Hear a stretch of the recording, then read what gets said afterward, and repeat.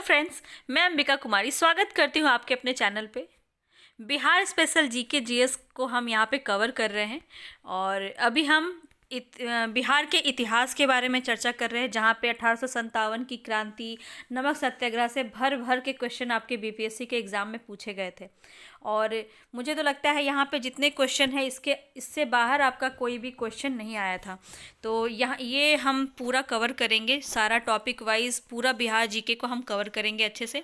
आपको सिर्फ सारे क्वेश्चंस को अच्छे से लगातार देखना है। एक वीडियो को आप 2 से 3 बार देख जाइए, अच्छे से स्पीड बढ़ा के देख लीजिए, ज़्यादा समय भी नहीं लगेगा और आपका सारा जो क्वेश्चन का आंसर है आपको याद हो जाएगा। ठीक है, आप कई बार पूछते हैं कि क्वेश्चंस याद कैसे होंगे इतने सारे, तो प्रैक्टिस ही हर एक एग्ज़ाम को फिनिश करने का, उसको पास करने का एकमात्र उपाय है प्रैक्टिस। तो प्रैक्टिस कीजिए ज़्यादा से ज़्यादा। ठीक है, एक वीडियो को आप 2 से 3 बार देख लीजिए, अच्छे से प्लेलिस्ट बना हुआ है बिहार जीके झारखंड का जीके का, वो आप जा कर के पूरा देख लीजिए, वहाँ से आपका पूरा बिहार जीके क्लियर हो जाएगा। ठीक है, और सारे क्वेश्चंस आपको हर एक तरह के क्वेश्चंस कराए जा रहे हैं, यहाँ पे आप देख सकते हैं विद एक्सप्लेनेशन। हम यहाँ पे सारी चीज़ों को कवर करेंगे। अगर आप मेरे चैनल पर नए हैं तो चैनल को सब्सक्राइब कीजिए ताकि आपको मेरे सारे लेटेस्ट वीडियो मिल सके और आप सिस्टमेटिक वे में अपने परीक्षा की तैयारी को बेहतर कर पाएँ। यहाँ पे आपको बिहार जीके की तैयारी कराई जा रही है। इसके बाद अगर हम देखें तो हिंदी साहित्य, जो भी हिंदी के विद्यार्थी हैं टीजीटी पीजीटी जिनको भी अभी देना है बीपीएससी के एग्ज़ाम में, या DSSB का भी फॉर्म आया हुआ है, वहाँ पे आप करने के लिए भी इसको देख सकते हैं। जहाँ भी आपका हिंदी साहित्य पूछा जाता है उससे रिलेटेड सारे चीज़ें हम वहाँ पे कवर कर रहे हैं। हमने आदिकाल पूरा कवर कर लिया है, भक्ति काल कवर कर लिया और हम रीतिकाल पर अभी चल रहे हैं। इसके बाद अगर मैं बात करूँ तो हिंदी व्याकरण भी हम लेके चल रहे हैं, उसकी अलग प्लेलिस्ट है, वो भी आप जाके वहाँ से देख सकते हैं। वहाँ पे भी हमने टॉपिक वाइज क्वेश्चन प्रैक्टिस को स्टार्ट किया है। तो ज़्यादा से ज़्यादा प्रैक्टिस करना ही अभी हमारे लिए एक समाधान है। तो पसंद आएगा तो लाइक कीजिएगा और साथियों के साथ ज़्यादा से ज़्यादा शेयर कीजिए ताकि सभी तक पहुंच सके और सबको हेल्प मिल जाए एग्ज़ाम की तैयारी को बेहतर करने के लिए। चलते हैं हम अपने क्वेश्चंस की तरफ। हमारा पहला क्वेश्चन है, अभी हमने प्रीवियस वीडियो में 50 क्वेश्चन लगभग देखा था, इसके बाद हम आगे बढ़ रहे हैं। बिहार में 1939 में बिहार में अंबारी सत्याग्रह का नेतृत्व किसने किया? देखिए यहाँ पे 1939 की बात की जा रही है, बिहार में अंबारी सत्याग्रह। ध्यान रखेंगे तो कौन हो जाएंगे? राहुल सांकृत्यायन, यदुनंदन शर्मा, स्वामी सहजानंद या स्वामी योगानंद।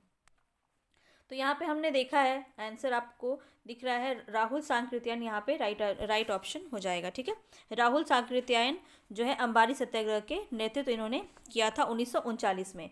अगर इनके बारे में हम देखें तो महापंडित राहुल सांकृत्यायन जो थे हिंदी के एक प्रमुख साहित्यकार हैं। जो भी हिंदी साहित्य के स्टूडेंट होंगे यहाँ पे वो ज़रूर जानते होंगे राहुल सांकृत्यायन जी को। ठीक है, और जिन्होंने बिहार में अंबारी सत्याग्रह का नेतृत्व किया था। इस सत्याग्रह के दौरान उन्हें झूठे मुकदमे में फंसाकर जेल भेज दिया गया था। राहुल सांकृत्यायन को भारतीय यात्रा वृतांत साहित्य का जनक कहा जाता है। चलते हैं नेक्स्ट क्वेश्चन पे। देखिए बीपीएससी प्रीलिम्स में जितने क्वेश्चंस आपके पूछे जाते हैं, जो हम एनालाइज करके अगर देखें तो TRE 1 और 2 में वही क्वेश्चन आपके सेम वहाँ से उठा के पूछ लिया गया है।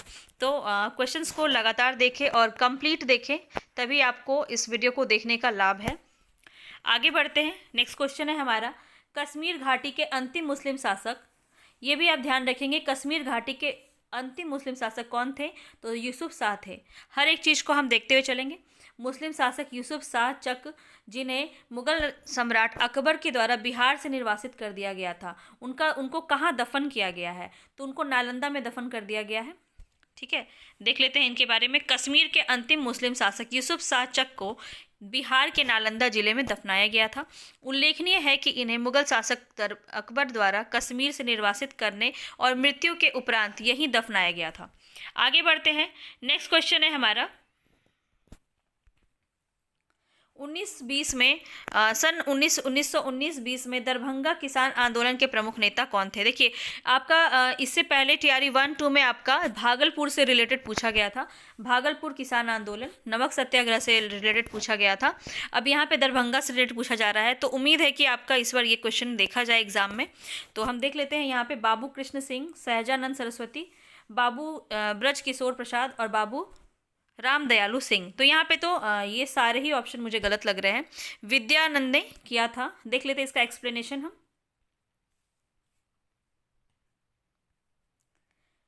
देखिए बिल्कुल यहाँ पे बात की जाए, भी मैंने आपको बताया विद्यानंद ने किया था, तो इसको ध्यान रखेंगे। ठीक है, दरभंगा किसान आंदोलन के प्रमुख नेता कौन थे? स्वामी विद्यानंद थे 1920 ईस्वी में, 1919-20 में।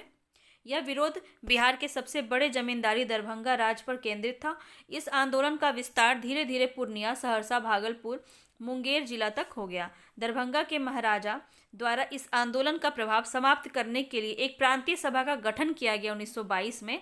ठीक है, उसके बाद जो है ये शिथिल पड़ गया आंदोलन धीरे धीरे। आगे बढ़ते हैं। बिहार में 1857 की क्रांति के नेतृत्व किसने किया? अभी अगर आप स्टार्टिंग से मेरे साथ जुड़े हुए हैं और आपने पहले से देख रहे हैं आप मेरे वीडियो को, तो ये क्वेश्चन आपको बिल्कुल रट गया होगा। तो कुंवर सिंह यहाँ पे राइट ऑप्शन हो जाएगा। बिहार से जो है किसने किया था? कुंवर सिंह ने किया था। खान बहादुर, नेक्स्ट बाकी जितने भी हैं ऑप्शन में, ये भी बहुत ज़्यादा इंपॉर्टेंट है, आपके पूछे जा सकते हैं। खान बहादुर खान की बात करें तो बरेली से इन्होंने किया था। इसको भी आप नोट कर सकते हैं, अपनी कॉपी में नोट कर लें। तात्या टोपे की बात करूं तो ये नाना साहेब कानपुर, नाना साहेब कानपुर। और तात्या टोपे की बात करूं तो तात्या टोपे आपका हो जाएंगे ग्वालियर। हाँ, ग्वालियर। ठीक है, तात्या टोपे ग्वालियर, नाना साहेब कानपुर से इन्होंने नेतृत्व किया था, और खान बहादुर खान ने बरेली से किया था। तो ये सारे पॉइंट्स आप ध्यान में रखेंगे।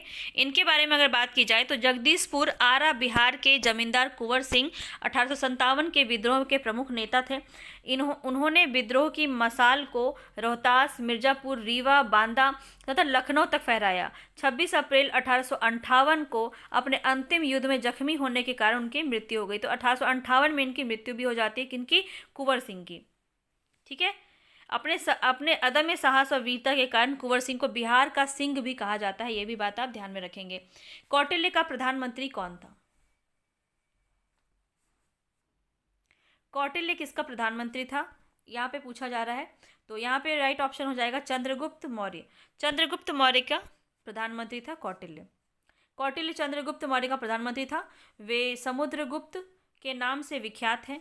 उनके द्वारा रचित अर्थशास्त्र नामक ग्रंथ राजनीति, अर्थनीति, कृषि, समाज नीति आदि महान ग्रंथ है। अर्थशास्त्र मौर्यकालीन भारतीय समाज का दर्पण माना जाता है, जो कि किसके द्वारा रचित है? समुद्रगुप्त यानी कौटिल्य के द्वारा रचित रचना है। आगे बढ़ते हैं। नमक सत्याग्रह के दौरान बिहार में लोगों ने नमक बनाने के साथ साथ किस कर को के विरोध सरकार में दिखाया था? ठीक है, किस कर के विरोध के द्वारा सरकार का विरोध किया था? यहाँ पे देखिए, आपका ये क्वेश्चन आपका प्रीवियस बीपीएससी में पूछा हुआ क्वेश्चन है। तो कौन सा था? यहाँ पे चौकीदारी कर देने से उन्होंने मना कर दिया था। और यहाँ पे क्वेश्चन आया था पिछली बार, इसी को थोड़ा सा उल्टा के पूछा गया था कि कौन आंदोलन ऐसा आंदोलन था जहाँ पे चौकीदारी कर देने से मना कर दिया गया था? तो वो कौन सा था? सविनय अवज्ञा आंदोलन। इस चीज़ को आप ध्यान रखेंगे। ठीक है, सविनय अवज्ञा आंदोलन। सविनय अवज्ञा के आंदोलन के अंतर्गत बिहार में जो विरोध हुआ था, चौकीदारी कर देने से मना कर दिया गया था। यहाँ पे देख लीजिए, सविनय अवज्ञा आंदोलन के दौरान बिहार में कर न अदायगी का आंदोलन चला। यहाँ पर समुद्र तट ना होने के कारण, देखिए यहाँ हर जगह तो समुद्र तट नहीं है, लेकिन वहाँ के जो निवासी हैं, बिहार के जो निवासी हैं, उन्हें भी यहाँ पे जो सत्याग्रह चल रहा था, नमक सत्याग्रह, उसमें पार्टिसिपेट करना था। तो वो समुद्र तट तो नहीं ला सकते थे, लेकिन किसी भी तरह से उन्हें सरकार को मना करना, यानी सविनय अवज्ञा करना, मतलब कि शांति से मना करना काम को, यही इसका मेन उद्देश्य था इस आंदोलन का। तो इन बिहार में इन्होंने कर देने से मना किया और इस तरह से उन्होंने पार्टिसिपेट किया सविनय अवज्ञा आंदोलन में। आगे बढ़ते हैं। नेक्स्ट क्वेश्चन है हमारा, फरवरी 1938 में बिहार की चुनी हुई सरकार ने किस कारणवश इस्तीफा दिया? भारत का युद्ध में शरीक होना, गांधी के आह्वान पर अंग्रेज के खिलाफ सत्याग्रह, अंग्रेजों द्वारा लगाया गया भारी कर, राजनीतिक बंदियों को छोड़ना। तो यहाँ पे राइट ऑप्शन क्या हो जाएगा हमारा? तो यहाँ पे देख लीजिए, राजनीतिक बंदियों को छोड़ने के लिए जो है यहाँ पे इस्तीफा दिया गया था। ठीक है, वहाँ पे जितने भी लोग आक्रमण मतलब विद्रोह कर रहे थे उन्हें सरकार क्या कर रही थी, बंद कर ले रही थी। तो राजनीतिक जो बंदी थे वहाँ पे उनको छोड़ने के लिए बिहार की चुनी हुई सरकार ने इस्तीफा दे दिया कि हम यहाँ पर काम नहीं करेंगे, आप हमारे राजनीतिक बंदियों को छोड़िए। तो देख लेते हैं यहाँ पे इसका एक्सप्लेनेशन। फरवरी 1938 में बिहार की चुनी हुई सरकार ने राजनैतिक बंदियों को छोड़ने के कारण इस्तीफा दे दिया था, जबकि 1939 में द्वितीय विश्व युद्ध आरंभ होने तक तत्कालीन वायसराय लॉर्ड लिनलिथिगो ने भारतीय विधानमंडल की सहमति के बिना भारत को युद्ध में शामिल कर लिया तथा देश में आपातकाल की घोषणा कर दी।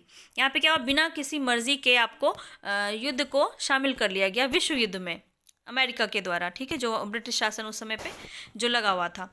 तो उन लोगों ने ऐसा किया जिस वजह से क्या हुआ, बहुत सारे लोग हमारे क्या हो गए, बंदी बन गए वहाँ पे और आपातकाल की घोषणा कर दी। उसके विरोध में ही 15 नवंबर 1939 को प्रांतीय कांग्रेस मंत्रिमंडलों ने त्यागपत्र दे दिया। सारे मंत्रिमंडल ने त्यागपत्र दे दिया था। कांग्रेस मंत्रिमंडलों के त्यागपत्र देने पर मुस्लिम लीग ने 22 दिसंबर 1939 को मुक्ति दिवस के रूप में मनाया था। ये भी बहुत इंपॉर्टेंट पॉइंट है, इसको भी आप ध्यान में रखेंगे, ये वाली बात, ठीक है। मुक्ति दिवस, मुस्लिम लीग ने मुक्ति दिवस कब मनाया था, तो 22 दिसंबर 1939 में। चलते हैं नेक्स्ट क्वेश्चन की तरफ। बिहार किसान सभा से कौन जुड़ा हुआ था? तो यहाँ पे जुड़ने की बात की जा रही है, बिहार किसान सभा से कौन जुड़ा हुआ था? तो स्वामी सहजानंद भी जुड़े हुए थे और यदुनंदन भी जुड़े हुए थे। तो इस तरह से देखा जाए तो यहाँ पे ई ऑप्शन सही हो जाएगा। उपयुक्त में से एक से अधिक जो है यहाँ पे राइट ऑप्शन हो जाएगा। स्वामी सहजानंद ने किसान सभा की स्थापना की थी और बाद में जो है यदुनंदन शर्मा भी उसके साथ जुड़े थे, ठीक है।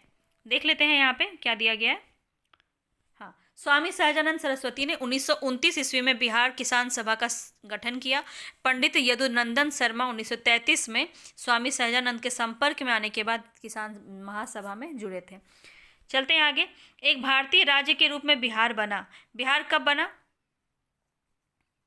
देखिए यहाँ पे आपको कुछ कन्फ्यूज़न ना हो, मैं आपको पहले ही बता देती हूँ, ठीक है। एक भारतीय राज्य के रूप में बिहार कब बना, यहाँ पे ये पूछ रहा है। तो बंगाल से अलग होकर बिहार जो है 1936 में बिहार बना था अलग भारतीय राज्य के रूप में। उस वक्त झारखंड और बिहार अलग नहीं हुआ था, ठीक है। और उड़ीसा भी यहाँ पे उस वक्त जो है उड़ीसा वहाँ पे देख लीजिए यहाँ पे अलग हुआ था। एक प्रांत के रूप में बंगाल से अलग होकर बिहार राज्य का गठन 22 मार्च 1912 में हुआ था, लेकिन उड़ीसा भी सम्मिलित था उस समय, ठीक है। तो आगे चलकर 1 अप्रैल 1936 ईस्वी को उड़ीसा से भी अलग होकर बिहार नया राज्य बना था। ध्यान रखेंगे इस बात को, उड़ीसा से भी अलग हो गया, मगर उस वक्त जो है झारखंड बना हुआ था, ये भी ध्यान रखेंगे। वर्तमान बिहार का विभाजन 15 नवंबर 2000 ईस्वी को माना जाता है, क्योंकि इस वक्त जो है सबसे अलग होकर के बिहार एक स्वतंत्र राज्य के रूप में बना था। आगे चलते हैं। बंगाल और बिहार में भूमि पर किराएदारों के अधिकार को बंगाल किराएदारी अधिनियम द्वारा कब स्वीकार किया गया? तो यहाँ पे 1885 ईस्वी में स्वीकार किया गया था। बंगाल काश्तकारी अधिनियम 1885 में लागू हुआ और सन 1912 में जब बंगाल से बिहार अलग हुआ, देखिए आप कंफ्यूज नहीं हो, बंगाल से बिहार पहले अलग हुआ 1912 में, फिर 1936 में वो उड़ीसा से अलग हुआ और 2000 ईस्वी में झारखंड से अलग हुआ, ठीक है। तब उसने इस एक्ट को यथावत अंगीकार कर लिया। इस अधिनियम में 3 अनुसूची और 196 धाराएं थीं। इस एक्ट को बनाने का मुख्य उद्देश्य जमींदार काश्तकार के भूमि से संबंधित प्रथागत अधिकारों को प्रख्यापित करना था। इसे लैंडलॉर्ड टेनेंट लॉ भी कहा जाता है। इस अधिनियम के द्वारा पहली बार रैयतों के पक्ष में कई अधिकारों को प्रख्यापित किया गया। तो ये रैयतवाड़ी जो स्टार्ट हुआ उसके बारे में यहाँ पे बोला जा रहा है कि क्या क्या हुआ था यहाँ पे। कोई रैयत 12 साल तक लगातार किसी जमीन पर कायम है और उसका लगान जमींदार को दे रहा है तो उसे अस्थाई रैयत का दर्जा प्राप्त हो जाएगा। दूसरा क्या था, अस्थाई रैयत को जमींदार बिना कारण बेदखल नहीं कर सकता था। अस्थाई रैयत के उत्तराधिकार को स्वतः रैयती अधिकार मिलता है। उत्तराधिकारी को इसकी लिखित सूचना जमींदार को देनी पड़ती है। स्थायी रैयत अपनी जमीन की बिक्री कर सकता है। तो अस्थायी रैयत की क्या क्या यहाँ पे सुविधाएं, क्या क्या अधिकार यहाँ पे दिए गए थे, वो बात यहाँ पे कही जा रही है। बिहार कब भारत में एक स्वतंत्र प्रदेश बना?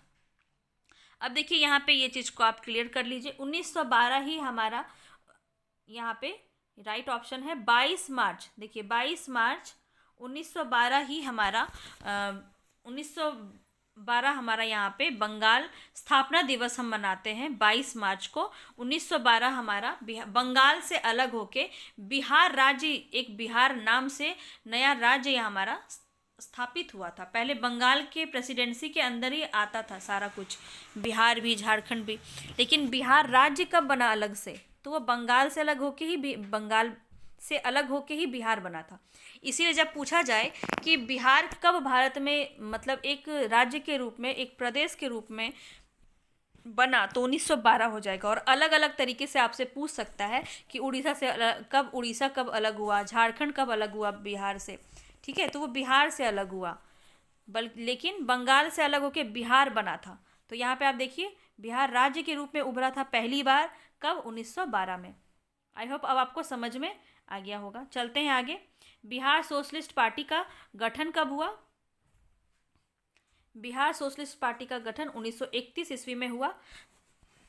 गंगा शरण सिन्हा, राम वृक्ष बेनीपुरी और रामानंद मिश्रा ने बिहार सोशलिस्ट पार्टी का गठन किया था, जिसकी औपचारिक स्थापना 1934 में पटना के अंजुमन इस्लामिया हॉल में हुआ। हर एक चीज़ यहाँ पे बहुत ज़्यादा इम्पॉर्टेंट है, ऐसे ही मैं आपको डिस्कस नहीं कर रही हूँ, ये सारी चीज़ें आप नोट करते हुए चले, जो भी यहाँ पे आपको इम्पॉर्टेंट नज़र आ रहा है, जो भी आपको जानकारी में नहीं है, नहीं पता है, उसको आप नोट कीजिए।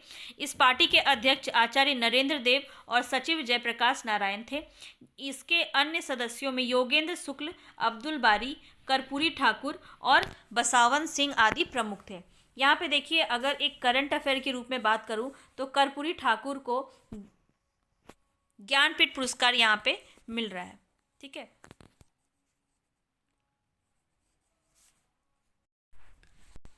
माफ़ी चाहूँगी, ज्ञानपीठ पुरस्कार नहीं, यहाँ पे भारत रत्न मिल रहा है, मेरे मुंह से निकल गया ज्ञानपीठ पुरस्कार, भारत रत्न मिल रहा है। देखिए बिहार के 3 लोगों को अभी तक भारत रत्न मिला है। अगर मैं बात करूँ, यहाँ पे ये क्वेश्चन बहुत ज़्यादा पूछा जाता है, इसलिए मैं आपको बता दे रही हूँ। राजेंद्र प्रसाद को, सबसे पहले राजेंद्र प्रसाद को मिला था, ठीक है, 1962 में। ये चीज़ आप नोट करते हुए चले। उसके बाद दूसरी बार मिला था जयप्रकाश नारायण को मिला था 1998 में, ठीक है, जयप्रकाश नारायण को। और अब तीसरा मिलने जा रहा है 2024 में कर्पूरी ठाकुर को भारत रत्न। ये करंट अफेयर में आप ध्यान रखेंगे, कर्पूरी ठाकुर अभी बहुत ज़्यादा न्यूज़ में चल रहा है, तो आपको पता होना चाहिए यहाँ पे, ठीक है। चलते हैं आगे। भारत रत्न मिल रहा है कर्पूरी ठाकुर को, एक बार फिर से सही कर लीजिएगा। चलते हैं आगे। कुंवर सिंह अंग्रेजों के खिलाफ 1857 के विद्रोह में किस जगह शामिल हुए? अब देखिए यहाँ पे पूछा जा रहा है, यहाँ पे हमने कई बार, हजारों बार इसको डिस्कस कर लिया है कि आरा जगदीशपुर से कुंवर सिंह ने विद्रोह में नेतृत्व संभाला था। तो आरा यहाँ पे राइट ऑप्शन ए हो जाएगा। चलते हैं नेक्स्ट क्वेश्चन की तरफ। देखिए यहाँ पे बात किया जा रहा है कि 1857 के विद्रोह के दौरान बिहार में विद्रोहियों के नेता जगदीशपुर आरा के जमींदार कुंवर सिंह थे। उस समय कुंवर सिंह 70 वर्ष के आयु के थे। विद्रोह के समय उन्हें बिहार का सिंह कहा जाता था। ये सब बातें आप ध्यान रखेंगे। 1857 को कुंवर सिंह ने दानापुर पटना के सिपाहियों के साथ मिलकर आरा शहर पर कब्जा कर लिया। कुंवर सिंह ने अपने विद्रोह का झंडा बिहार से बाहर रोहतास, मिर्जापुर, रीवा, बांदा और लखनऊ तक फहराया। युद्ध से घायल होने के कारण 23 अप्रैल 1956 में, 56 नहीं होगा, यहाँ 58 होगा, यहाँ पे कुछ मिसप्रिंट है, ठीक है, हमने पहले भी देखा था। 58 में उनकी मृत्यु हो जाती है, 57 के विद्रोह के बाद, अगले ही साल। चलते हैं।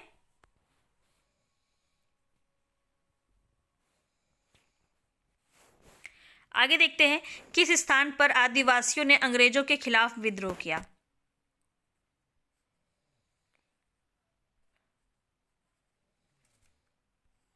तो यहाँ पे क्या होगा, बिहार, पंजाब, सिंध या काठियावाड़। किस स्थान पर आदिवासियों ने अंग्रेजों के खिलाफ विद्रोह किया। तो एक से ज़्यादा जगह से यहाँ पे विद्रोह किया गया। तो यहाँ पे राइट ऑप्शन हो जाएगा एक से अधिक।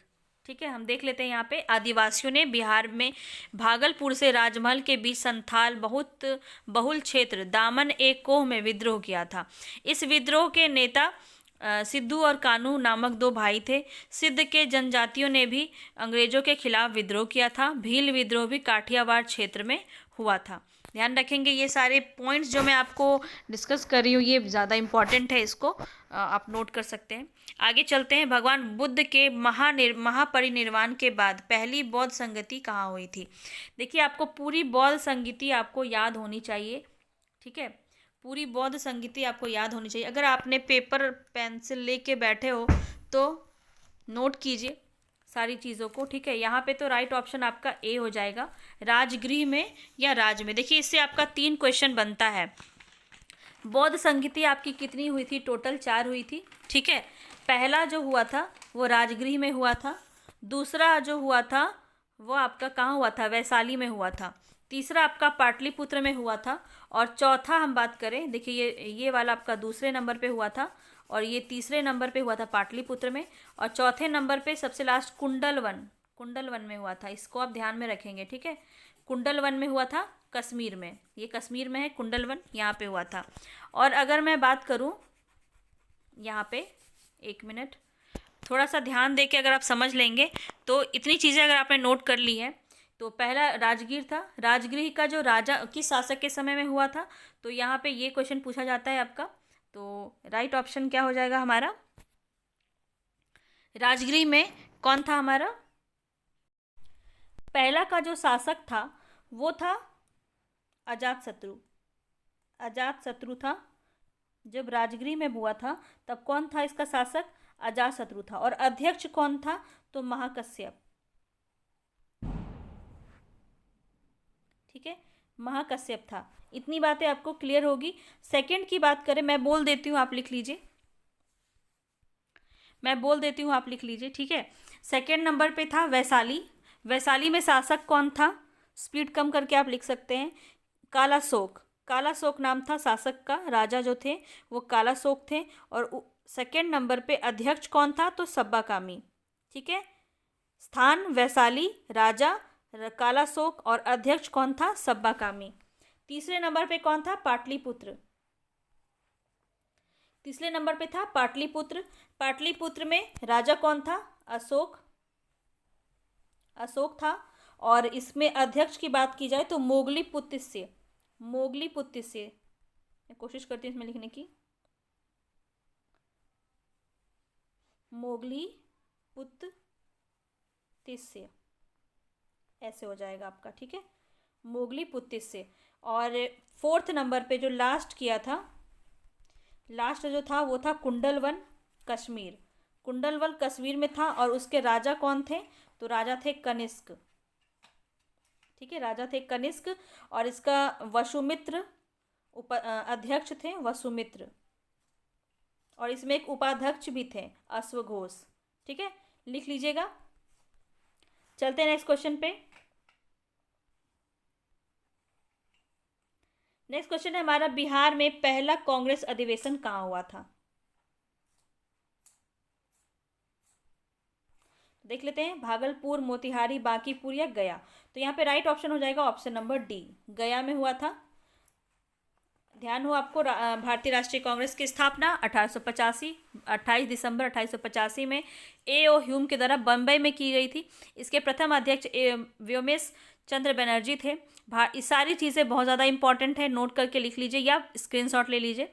भारतीय राष्ट्रीय कांग्रेस का 38वां अधिवेशन जो है 1922 ईस्वी में बिहार के राज्य गया में किया गया था। और इसमें कौन थे अध्यक्ष, तो चित्तरंजन दास थे। ठीक है, और अधिवेशन बिहार राज्य के आयोजित होने वाला पहला अधिवेशन था। तो बिहार में पहला अधिवेशन कांग्रेस का कौन सा हुआ था? गया अधिवेशन 1922 में। इतनी सी बात आपको क्लियर होगी। चलते हैं आगे। नेक्स्ट क्वेश्चन है हमारा, भगवान बुद्ध को ज्ञान की प्राप्ति कहाँ हुई? तो ये तो आपके लिए बहुत ही इजी क्वेश्चन है। तो ऑप्शन नंबर बी, बोध गया में बुद्ध को ज्ञान की प्राप्ति हुई।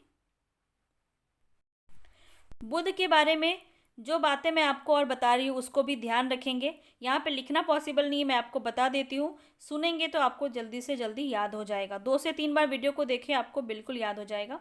तो यहाँ पे हम देखें तो ज्ञान उनको बौद्ध गया में मिला था, पीपल वृक्ष के नीचे मिला था। ये भी क्वेश्चन पूछा जाता है कि कहाँ मिला था? पीपल वृक्ष के पीछे नीचे मिला था, और 35 वर्ष की उम्र में। ठीक है, 35 वर्ष की उम्र में मिला था। पहला उपदेश कहाँ दिया था गौतम बुद्ध ने? पहला उपदेश जो दिया था वो सारनाथ में दिया था, सारनाथ में। ये सब चीज़ें आप नोट कर लें, बहुत ही ज़्यादा इम्पॉर्टेंट है। और इनके सारे उपदेश किस भाषा में थे? तो पाली भाषा में थे। ठीक है, पाली भाषा में थे। और अगर मैं बात करूं तो ज्ञान प्राप्ति की घटना को क्या कहा जाता है? संबोधि कहा जाता है। ज्ञान, हाँ, ये जो इन्हें ज्ञान प्राप्त हुआ था इसे हम क्या कहते हैं? बोधि कहते हैं, संबोधि कहते हैं। और जो पहला उपदेश दिया था इन्होंने, धर्म चक्र प्रवर्तन उसे कहा जाता है। धर्म चक्र प्रवर्तन उसे कहा जाता है। क्या है, अगर इस पे क्वेश्चन बहुत ज़्यादा पूछा जाता है, अगर इसमें क्वेश्चन पूछा जाए आपको कि बौद्ध धर्म अपनाने वाली पहली महिला कौन थी, तो इनका पालन पोषण करने वाली जो इनकी मौसी थी, प्रजापति गौतमी। ठीक है, प्रजापति गौतमी, गौतमी ही पहली महिला थी जो बौद्ध भिक्षुणी संघ में बौद्ध धर्म अपनाने वाली थी। ठीक है, और अगर पूछा जाए बौद्ध भिक्षुणी संघ की पहली महिला कौन थी, तो आम्रपाली यहाँ पे हो जाएगा। चलते नेक्स्ट क्वेश्चन पे। आपको बुद्ध से जितने भी क्वेश्चन बनते हैं वो सब मैंने आपको बता दिए हैं। जन्म इनका आपको नेपाल के लुम्बिनी में 563 BC में हुआ था। ठीक है, और मृत्यु जो है कुशीनगर में हुई थी, यूपी कुशीनगर। ये सारी चीज़ें मोस्ट इम्पॉर्टेंट है जो बात मैं आपको बता रही हूँ। कुशीनगर में हुई थी। पिता का नाम सुद्योधन, माता का नाम महामाया, पत्नी का नाम यशोधरा, बेटा का नाम राहुल, और पालन पोषण किसने किया था? तो उनकी मौसी प्रजापति गौतमी ने। इतनी बात आपको ध्यान है। ज्ञान इनको बोध गया मिला था, पीपल वृक्ष के नीचे, 35 वर्ष की उम्र में। चलते हैं आगे। भगवान बुद्ध के महापरिनिर्वाण के बाद पहली बौद्ध संगीति कहाँ हुई थी? अभी भी हमने देखा है कहाँ हुई थी? राजगृह में। ये क्वेश्चन बहुत ज़्यादा पूछा जाता है। ठीक है, राजगृह में हुई थी। और इसको हम साथ में जान लेते हैं। इसके शासक कौन थे? अजातशत्रु, अजातशत्रु। और इसके अध्यक्ष कौन थे पहली संगति के? तो महाकश्यप। इतनी बात आप ध्यान में रखेंगे। ये पहला का मैंने आपको बताया, मैंने आपको चारों बता दिया था। उम्मीद है आपने सबको नोट कर लिया होगा। चलते हैं आगे। बिहार पर बख्तियार खिलजी के हमले का पहला विवरण प्राप्त हुआ। तो कहाँ से प्राप्त हुआ बख्तियार खिलजी के हमले का? तो ये देख लेते हैं यहाँ पे। राइट ऑप्शन है ऑप्शन नंबर बी, तबकात ए नासिरी से। तबकात ए नासिरी से मिलता है। तबकात ए नासिरी फारसी इतिहासकार मिन्हाजुद्दीन सिराज इनके द्वारा लिखित पुस्तक में इसका विवरण मिलता है। इस पुस्तक में बिहार के नालंदा विश्वविद्यालय पर बख्तियार खिलजी द्वारा हमले का पहला विवरण प्राप्त होता है। इसने क्या किया था?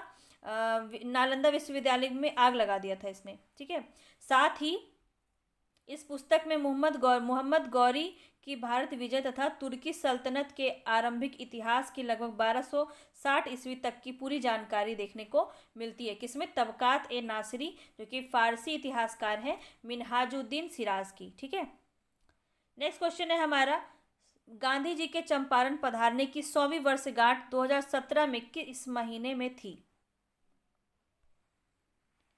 देखिए, तो आपसे पूछा जा रहा है एक डेट यहाँ पे। तो हमारा ये 10 अप्रैल 1917 में बिहार चंपारण महात्मा गांधी जी पहली बार आए थे।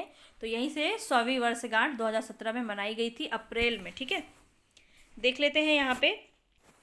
10 अप्रैल 1917 ईस्वी को बिहार के चंपारण में महात्मा गांधी पहली बार आए थे। चंपारण सत्याग्रह गांधी जी के नेतृत्व में भारत का पहला सत्याग्रह आंदोलन था। ये भी बहुत ही इम्पोर्टेंट बात है, इसको भी आप नोट करेंगे। यह आंदोलन 19 अप्रैल 1917 ईस्वी को शुरू किया गया तथा 1 साल तक चला। वर्ष 2017 में गांधी जी के चंपारण पधारने की 100वीं वर्षगांठ अप्रैल में महीने में थी। चलते हैं आगे नेक्स्ट क्वेश्चन पे। देखिए ये कितना ज़्यादा इम्पोर्टेंट क्वेश्चन है, बार बार पूछा जा रहा है। बिहार में चौकीदारी कर न देने का अभियान कब शुरू हुआ था? तो कब शुरू हुआ था यहाँ पे हम देख लेते हैं।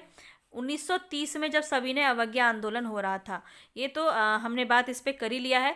तो सविनय अवज्ञा आंदोलन की डेट लगभग सभी को याद रहती है 1930 में।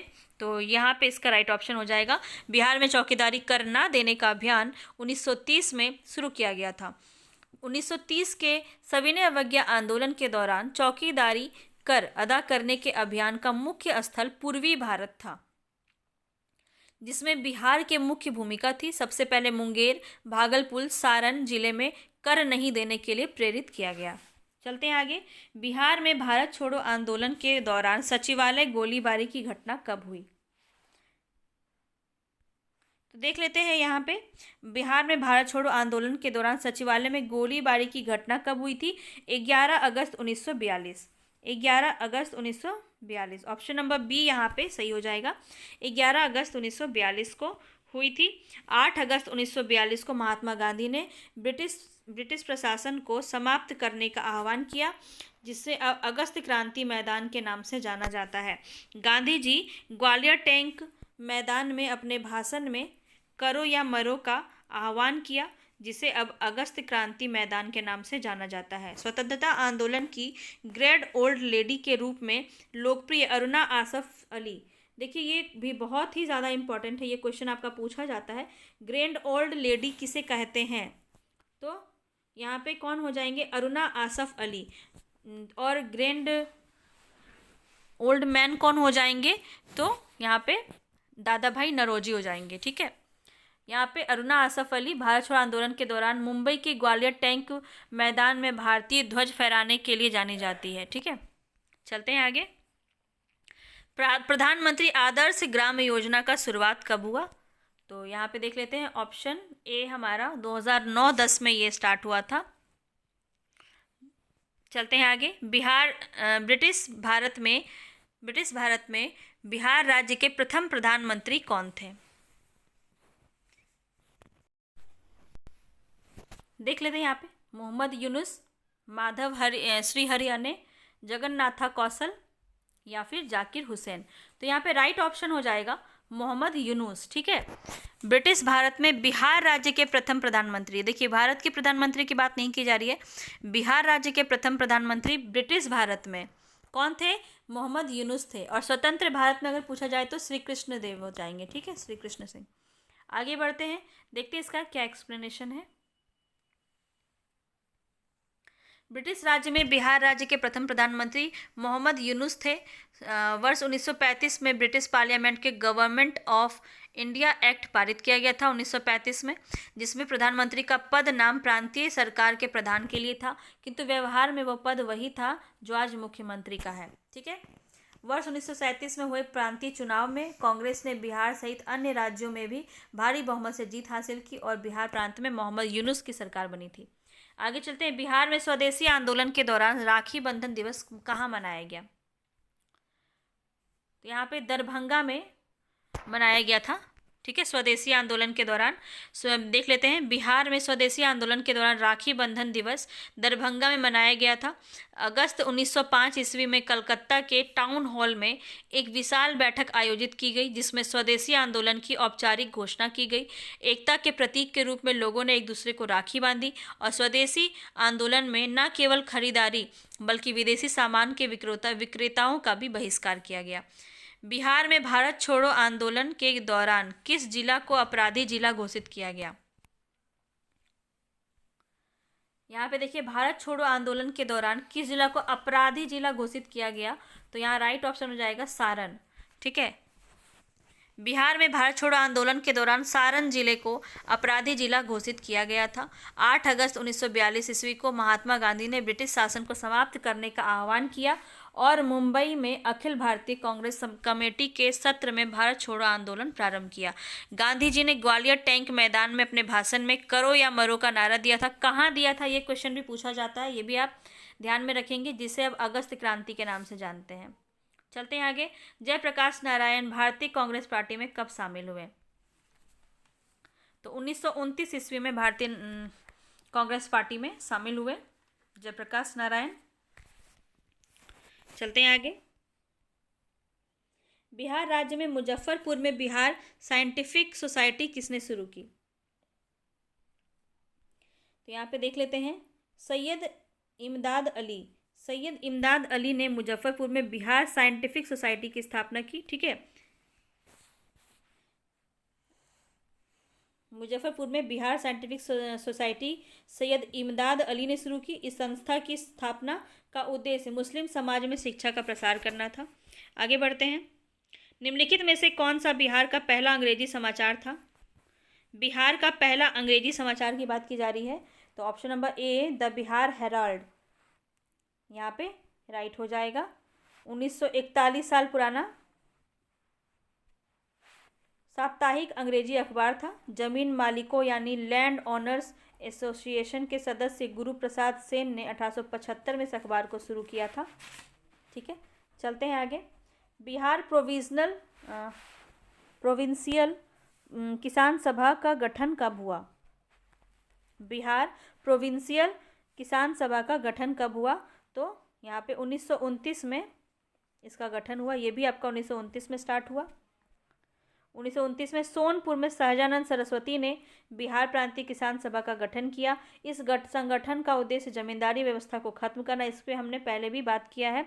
भूरस्व को समाप्त करना, ऋण को संस्थागत बनाना। सहजानंद सरस्वती सभा के अध्यक्ष थे और श्री कृष्ण सिंह जो है इसके सचिव थे। इन्होंने ही 1936 ईस्वी में लखनऊ में अखिल भारतीय किसान सभा की स्थापना की। पटना लॉन का गांधी मैदान के रूप में नामकरण कब किया गया?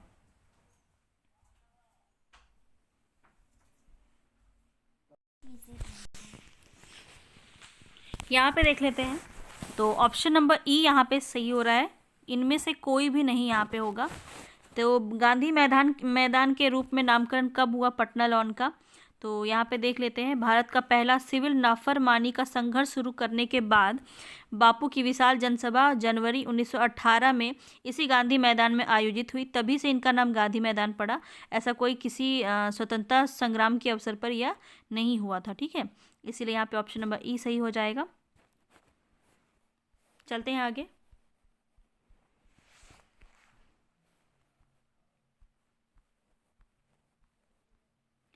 पटना में 1913 में अनुशीलन समिति की एक शाखा की स्थापना किसने की? बहुत ही ज़्यादा इंपॉर्टेंट क्वेश्चन है ये भी आपका बीपीएससी में आया हुआ क्वेश्चन है, तो ध्यान रखेंगे। सारे क्वेश्चंस आपको इसी प्रैक्टिस सेट में देखने को मिलेंगे, जितना भी क्वेश्चन पूछा गया है। तो सारे क्वेश्चन को ध्यान से 2 से 3 बार ज़रूर देख लें, ताकि आपको सारी चीज़ें बिल्कुल याद हो जाए, क्वेश्चन एटलीस्ट आपको याद हो जाए।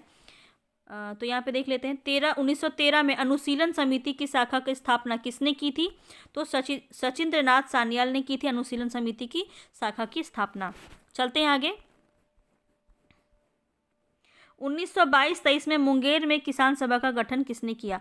देखिए, ये इम्पॉर्टेंट क्वेश्चन है बहुत ज़्यादा, जो कि किसी भी किसान सभा से रिलेटेड, नमक सत्याग्रह, 1857 क्रांति, ये सब से क्वेश्चंस आपका बहुत ज़्यादा पूछा गया है। तो उम्मीद है कि नेक्स्ट क्वेश्चन आपका यहाँ से पूछा जाए। 1922-23 में मुंगेर में किसान सभा का गठन किसने किया? तो यहाँ पर देखिए, राइट ऑप्शन क्या हो जाएगा? ऑप्शन नंबर ई। कैसे होगा आगे देखते हैं। 1922-23 में मुंगेर में किसान सभा का गठन मोहम्मद जुबेर और श्री कृष्ण द्वारा किया गया। 4 मार्च 1928 को स्वामी सहजानंद सरस्वती ने बिहटा यानी पटना में किसान सभा की औपचारिक स्थापना की तथा 1929 में सोनपुर मेला में आयोजित सभा में प्रांतीय किसान सभा की स्थापना की, जिसके अध्यक्ष सहजानंद और श्री कृष्ण सचिव थे। ठीक है, तो यहाँ पे इस तरह से इसका पूरा एक्सप्लेनेशन आप देख सकते हैं, इसको नोट कर सकते हैं या इसका स्क्रीनशॉट ले सकते हैं। नेक्स्ट क्वेश्चन पे चलते हैं। 1934 में बनी बिहार सोशलिस्ट पार्टी के सचिव कौन थे? बिहार सोशलिस्ट पार्टी के सचिव कौन थे? तो हमने इसको कई बार देख लिया है, जयप्रकाश नारायण यहाँ पे राइट ऑप्शन हो जाएगा। चलते हैं आगे। बिहार के किस वकील ने असहयोग आंदोलन के समय अपनी लाभप्रद वकालत को छोड़ दी थी? तो यहाँ पे बहुत ही इम्पॉर्टेंट ये क्वेश्चन है। राजेंद्र प्रसाद जो है प्रसिद्ध वकील हुआ करते थे और उन्होंने असहयोग आंदोलन में अपनी वकालत छोड़ दी थी, राजेंद्र प्रसाद। ठीक है, बिहार के किस वकील ने? तो राजेंद्र प्रसाद ने असहयोग आंदोलन के समय में अपनी वकालत को छोड़ दी थी। ठीक है, और इनकी एक बहुत ही प्रसिद्ध पुस्तक है इंडिया डिवाइडेंट, इसको आप बिल्कुल नोट कर लें, ये आपके एग्ज़ाम में आपको देखने को मिलेगा। इंडिया डिवाइडेंट जो है ये पुस्तक किसकी है? तो राजेंद्र प्रसाद की है, ध्यान रखेंगे। 1857 की क्रांति के दौरान बिहार से क्रांतिकारियों का नेता कौन था? तो कौन था? कुंवर सिंह था। इस पर हम ज़्यादा चर्चा नहीं करेंगे, कई बार देख लिया हमने। असहयोग आंदोलन के दौरान किसने पटना कॉलेज छोड़ा जबकि उसकी परीक्षा के केवल 20 ही दिन बचे हुए थे? तो इस तरह से बहुत सारा जो है लोगों ने बहुत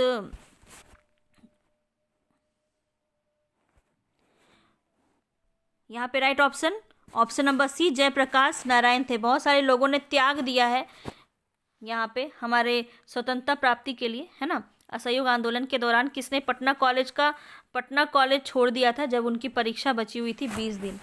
ठीक है, चलते हैं नेक्स्ट क्वेश्चन पे। किसने यूरोपीय नील बागान मालिकों द्वारा किसानों के शोषण की तरफ गांधी जी का ध्यान आकृष्ट किया था? ये भी क्वेश्चन हमने कई बार कर लिया। अगर आप मेरे पहले क्वेश्चंस को देख चुके हैं तो आपको ये सारे क्वेश्चंस रट गए होंगे। राजकुमार शुक्ल यहाँ पे राइट ऑप्शन हो जाएगा। इस सब पे चर्चा मैं नहीं करूँगी, कई बार हमने इस पर चर्चा ऑलरेडी कर लिया है।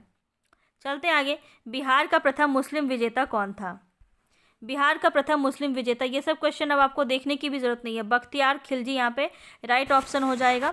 यहाँ पे सबसे प्रथम बिहार में जो मुस्लिम हमला हुआ था बख्तियार खिलजी के द्वारा हुआ था, जहाँ नालंदा विश्वविद्यालय, विक्रमशिला विश्वविद्यालय और ओदांत विश्वविद्यालय को इन्होंने आग लगा दिया था। इसने इज्जत क्यों दे रही हूँ मैं इतना, आग लगा दिया था इसने। ठीक है, किस किस को? नालंदा विश्वविद्यालय, विक्रमशिला विश्वविद्यालय और ओदांतपुरी विद्यालय को यहाँ पे उन्होंने पूरी तरह से तहस नहस कर दिया था। आगे चलते हैं। नालंदा विहार का विध्वंस किसने किया? सेम क्वेश्चन है यहाँ पे भी। तो अब आप आंसर बिल्कुल हर तरह से कर पाएंगे अगर आपको कॉन्सेप्ट यहाँ पे क्लियर हो गया है तो। बख्तियार खिलजी यहाँ पे राइट ऑप्शन हो जाएगा।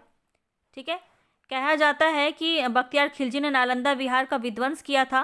कहा जाता है कि विश्वविद्यालय में इतनी पुस्तकें थी कि पूरे 3 महीने जलती रही। नालंदा विश्वविद्यालय में करीब 10,000 छात्र पढ़ते थे जो भारत के साथ साथ जापान, तिब्बत, चीन, कोरिया आदि देशों से आते थे। बहुत ही प्रसिद्ध नालंदा विश्वविद्यालय हमारा था जो विध्वंस कर दिया गया था बख्तियार खिलजी के द्वारा। ओदांतपुर शिक्षा केंद्र निम्नलिखित में से किस राज्य में अवस्थित है? तो बिहार में अवस्थित है, इसे देखने की जरूरत तो है नहीं। आगे चलते हैं। उत्तरी बिहार का प्राचीन नाम क्या था? तो उत्तरी बिहार का क्या नाम था? वज्जी। उत्तरी बिहार का क्या नाम था? वज्जी। कहाँ पे कौन कौन सा क्या नाम था इसको हम देख लेते हैं। वज्जी, वैशाली, विदेह, मिथिला, मुजफ्फरपुर और दरभंगा का आसपास का क्षेत्र वज्जी कहलाता है। वत्स की बात करें कौसाम्बी, इलाहाबाद के आसपास का क्षेत्र। कौसाम्बी क्या थी? राजधानी थी। वज्जी की राजधानी पूछी जाए तो वैशाली। वत्स की राजधानी कौसाम्बी थी। सुरसैन की मथुरा थी, मथुरा उत्तर प्रदेश जो अभी है। अवंती की उज्जैन राजधानी थी। महिष्मती भी कहते हैं, ये मालवा मध्य प्रदेश का क्षेत्र है। आगे चलते हैं। द्वितीय बौद्ध परिषद कहाँ हुई थी? तो मैंने आपको कई बार बहुत अच्छे से बता दिया है। पहला क्या था? राजगिरी। ये क्या था? ये आपका पहला नंबर का था। दूसरे नंबर पे था वैशाली, तो हमारा राइट ऑप्शन है ऑप्शन नंबर बी वैशाली। तीसरा कौन सा था? तीसरा था हमारा पाटलिपुत्र और चौथा था कुंडलवन। देखिए यहाँ चारों दिया हुआ है आपका, चारों अच्छे से याद कीजिए। ये देखिए ये मैं आपको दे रही हूँ, अगर आपने नोट नहीं किया है तो आप यहाँ पे इसको इसको आप स्क्रीनशॉट ले सकते हैं। देखिए चारों बौद्ध संगीति का यहाँ पे विवरण दिया हुआ है, कब हुआ था, किसके शासनकाल में हुआ था और इसके अध्यक्ष कौन थे। ठीक है, जो बात मैंने आपको बताई थी वो यहाँ पे देखिए पूरा लिखा हुआ है, तो इसको आप नोट कर ले या स्क्रीनशॉट ले लें। चलते हैं आगे। चौसा की लड़ाई में शेरशाह ने किसको हराया था? चौसा की लड़ाई में शेरशाह ने किसको हराया था? तो यहाँ राइट ऑप्शन हो जाएगा हुमायूं। ठीक है, हुमायूं को हराया था चौसा की लड़ाई में। यह 26 जनवरी 1539 में इसका युद्ध हुआ था। इसी युद्ध के बाद शेर खां ने शेरशाह की पदवी ग्रहण की थी। ठीक है, चलते हैं आगे। नेक्स्ट क्वेश्चन है, निम्नलिखित में से किसने नालंदा विश्वविद्यालय में अध्ययन किया है? तो किसने किया है? बहुत ही प्रसिद्ध ह्वेन सांग जो है हर्षवर्धन के शासनकाल में ये भारत आया था। ठीक है, चीन से 629 में चला गया। वह नालंदा बिहार बौद्ध में यहाँ पे देखने आया था, विश्वविद्यालय में पढ़ने आया था, और भारत से बौद्ध ग्रंथों का संग्रह करने के उद्देश्य से ह्वेन-सांग जो है भारत आया था। इसकी एक ग्रंथ भी है, सी युकी के नाम से लिखा था इसने। ठीक है, ह्वेन-सांग को यात्रियों का राजकुमार तथा वर्तमान शाक्य मुनि भी कहा जाता है। इसको भी नोट कर लेंगे, ध्यान रखेंगे। बिहार में किसान सभा की स्थापना किसने की? अब तक तो ये क्वेश्चन आपको बिल्कुल रट गया होगा। कौन की? तो सहजानंद सरस्वती यहाँ पे राइट ऑप्शन हो जाएगा। आगे चलते हैं। इनमें से कौन सा बिहार का किसान या नेता थे? तो यहाँ पे कौन सा सही होगा देख लेते हैं। विद्यानंद, स्वामी सहजानंद, सरदार वल्लभ भाई पटेल। तो यहाँ पे बिहार के किसान नेता के बारे में बात की जा रही, तो एक ही थे, सहजानंद। तो यहाँ पे राइट ऑप्शन नंबर डी हो जाएगा। आगे चलते हैं। कौन सा कथन यहाँ पे सही है? कथन के बारे में बात की जा रही है। तो 1857 में दरभंगा, डुमराव और हटवा में के राजा महाराजाओं और उनके साथी जमींदारों ने आदमी तथा पैसे से अंग्रेजों की मदद की। पैसे से नहीं, पैसे से ही की। जमींदारों ने पैसों से ही मदद की। और यहाँ पे क्या दिया है? महाराजाओं के उनके जमींदार पैसे से अंग्रेजों की मदद नहीं की, आदमियों से की। नहीं, आदमियों से नहीं की, उन्होंने पैसे दे के मदद की थी। ठीक है, तो यहाँ पे राइट ऑप्शन तो ए ही लग रहा है। ए ऑप्शन यहाँ पे राइट हो जाएगा। ठीक है, चलते हैं आगे। 1920-1922 के असहयोग आंदोलन के दौरान बिहार में प्रचलित मान्यताओं में से एक यह थी कि उनकी जीत होगी, क्योंकि गांधी क्या थे? गांधी को अंग्रेजों को हराने का तरीका पता था कि कैसे हम अंग्रेजों को हरा सकते हैं। देखिए यहाँ पे 1920-22 के असहयोग आंदोलन से पहले गांधी जी ने चंपारण, खेरा और अहमदा मिल मजदूर आंदोलन का सफल नेतृत्व किया था। इसलिए उनको एक आइडिया हो गया था कि किस तरह से हम अंग्रेज को हरा सकते हैं। ठीक है, इसलिए ऐसा माना जाता है। आज का अंतिम क्वेश्चन है हमारा, और बहुत ही इंपॉर्टेंट क्वेश्चन है। ये क्वेश्चन में आपका कई बार पूछा गया है। बिहार में कौन से स्थान से गांधी जी ने अपना पहला सत्याग्रह स्टार्ट किया था? तो चंपारण यहाँ पे राइट ऑप्शन हो जाएगा। कि कौन लेके आए थे इनको, किसने आमंत्रण दिया था? तो राजकुमार शुक्ल यहाँ पे हो जाएगा, जिसने आमंत्रण किया था यहाँ पे। ठीक है, तीन कठिया प्रथा के विरुद्ध भारत में तीन कठिया प्रथा क्या थी? मैंने आपको बता रखा है पहले से ही कि 3/20 जो है खेती जो है नील के लिए आरक्षित की जाती थी, जिसमें उनको सिर्फ नील की खेती करनी होती थी, जिससे सारी ज़मीन की सारी उपज सारी जो उर्वरता थी उसकी वो खराब हो जाती थी। तीन कठिया प्रथा के विरुद्ध भारत में सत्याग्रह का प्रथम प्रयोग गांधी जी द्वारा 1917 में, ये भी ध्यान रखेंगे, 1917 में बिहार के चंपारण में किया गया। चंपारण सत्याग्रह का गांधी जी का सफल नेतृत्व किया जाने से सारे जो कौन प्रभावित हो गए? रविंद्रनाथ टैगोर, और उन्होंने महात्मा की उपाधि दी उन्हें। रविंद्रनाथ टैगोर ने महात्मा की उपाधि दी महात्मा गांधी को। ठीक है, तो ये क्वेश्चन बहुत बार पूछा जाता है कि महात्मा की उपाधि महात्मा गांधी को किसने दी? तो रविंद्रनाथ टैगोर ने दी। और महात्मा गांधी ने भी एक उपाधि दी रविंद्रनाथ टैगोर को, कि वो क्या था? गुरुदेव। ये भी आप ध्यान रखेंगे, गुरुदेव नाम से उन्होंने उनको उपाधि दी थी रविंद्रनाथ टैगोर को। महात्मा एक दूसरे को उपाधि दिया था दोनों ने। तो इस तरह से ये सब यहाँ पे फिनिश होता है। कैसा लगा सारा क्वेश्चन आप ज़रूर बताएं, और आपका कितना सही हुआ ये भी कमेंट बॉक्स में ज़रूर बताएं। ठीक है, मिलते हैं नेक्स्ट वीडियो में। अगर आप मेरे चैनल पे नए हैं तो प्लीज़ जाके सब्सक्राइब कीजिए, ताकि हर एक चीज़ आपको सिस्टमैटिक वे में मिल सके, आपको ज़्यादा भागना ना पड़े और आप अपने तैयारी को बेहतर कर पाएँ।